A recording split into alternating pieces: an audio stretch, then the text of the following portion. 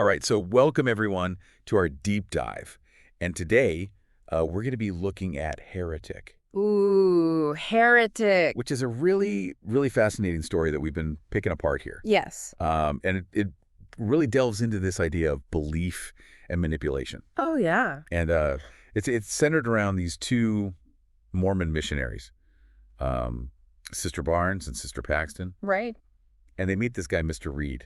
Hmm. And he is not who he seems to be. No. So let's break this down and see kind of what makes this story so unsettling, and maybe even a little bit thought-provoking, in our own lives. Yeah. And I think what I really loved about this story is how it starts off like with something so like ordinary and even comforting, like blueberry pie. Oh yeah, You know? yeah, the blueberry pie. Like that's such a wholesome image. Right. But then it twists it into something so sinister. Well, right, because it's not even real blueberry pie. Exact. It's the candle. It's a fake blueberry pie scent. Which I thought was such a clever detail by the author. Yeah.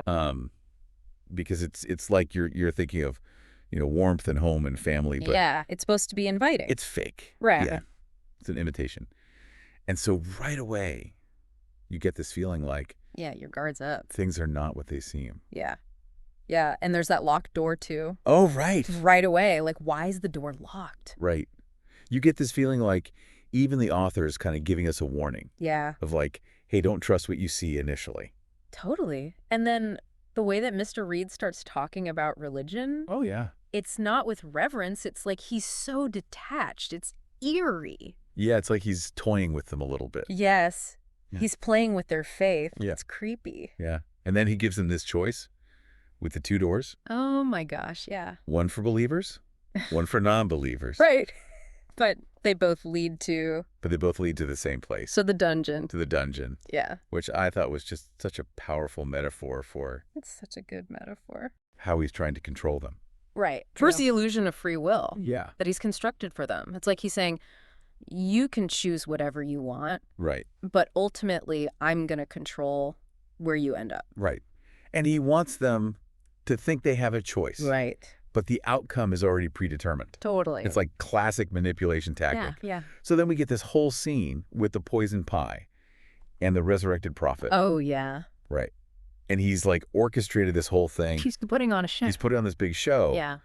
And even like a church elder shows up, Out of nowhere. seemingly out of nowhere. Like how convenient is that? So convenient. Like, what are the odds? Right. But Paxton, Yeah. who's kind of the quieter of the two missionaries, Mm.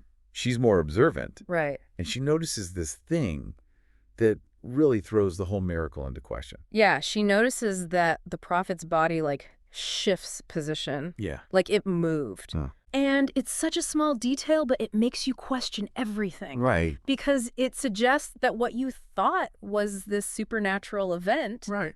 might actually have a very, like, mundane and manipulative explanation. Right. And that's scary.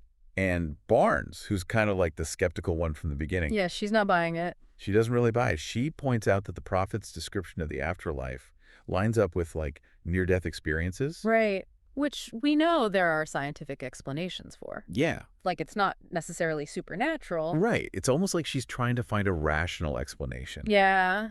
in all of this chaos. Right. And I think that's something for us as readers to think about too. Oh, absolutely. Like even when we're presented with something that seems extraordinary or supernatural, Yeah. like we got to use our critical thinking skills. Yeah.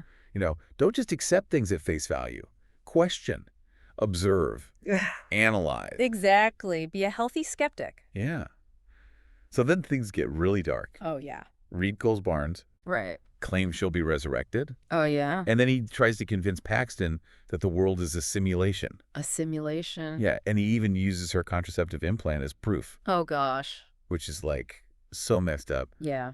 But it's clear that he's just trying to regain control. Yes. Like his whole facade is starting to crumble. It's all falling apart. Yeah, and he's like improvising at this point. Yeah. He's desperate. He's not this all-knowing divine figure he's pretending to be. Right. And it makes you wonder, like, how many other things has he just made up as he went along? Right. And then there's that symbol of the bike lock, Oh, yeah. which I thought was really chilling. Yeah. Paxton realizes that the other women who are imprisoned Hmm. are locked up with the same bike lock that she used earlier. Right. It's like highlighting her own unwitting complicity Yes. in this whole scheme. It's like Without even knowing it. she was a part of it. Yeah. It really drives home the point that we can get caught up in something horrible without realizing it. Right, and it can happen so easily. Yeah. But ultimately, Paxton sees through Reed's manipulation. Yeah, she finally realizes. Like, she realizes that it's not about religious devotion at all. Yeah, it's about power. It's about power and control. Control. Yeah. That's all he wants. And their final confrontation is intense. Oh, yeah. She stabs him, he retaliates, Oh, my God. and they're both left there bleeding. It's brutal. But it's her prayer that really stuck with me. Yeah, her prayer is so powerful. She's not praying for a miracle. Yeah. She's praying for comfort. Right. And it's such a stark contrast Yeah. to how Reed uses faith. Yeah, hers is genuine, Yeah. and his is just a tool. Yeah. And it really highlights the difference between authentic belief Right. and just using belief as a way to manipulate people. Yeah. And that scene really gets you thinking about your own beliefs. Oh, yeah. Like, are you truly following them? Right. Or are you just going through the motions because someone told you to? Yeah, that's such a good point. And then just when you think it's over, Yeah. we get this crazy plot twist. Right. Barnes, who we all thought was dead, Really thought she was gone. she reappears Out of nowhere. and kills Reed.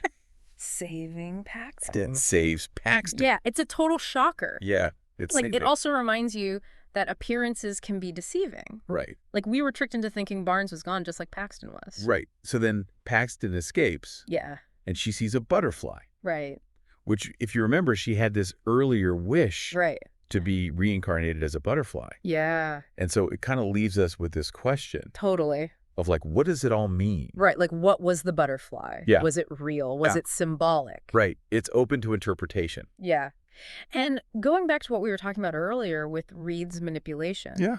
I'm curious, have you ever encountered anything like that in your own life?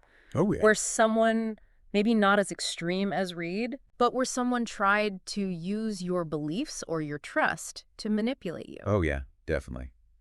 And I think it's so important to recognize those patterns, Absolutely. Yeah. because it can happen to anyone. Right. And once you're aware of it, Yeah, you can protect yourself. exactly. And I think Heretic is such a powerful reminder to be critical thinkers, to question what we're told, Yeah. especially when things seem too good to be true. Right. Because sometimes they are. Right. This story is fictional, but these themes of manipulation and control and belief, They're so real. they're so real. Mm-hmm. And they're happening all around us. Every day. So if this deep dive sparked your interest, I encourage you to check out the full story of Heretic. Yeah, it's a good one. It's a really captivating read. And I think it'll stay with you long after you finish it. Oh, for sure. So until next time, everyone, happy reading.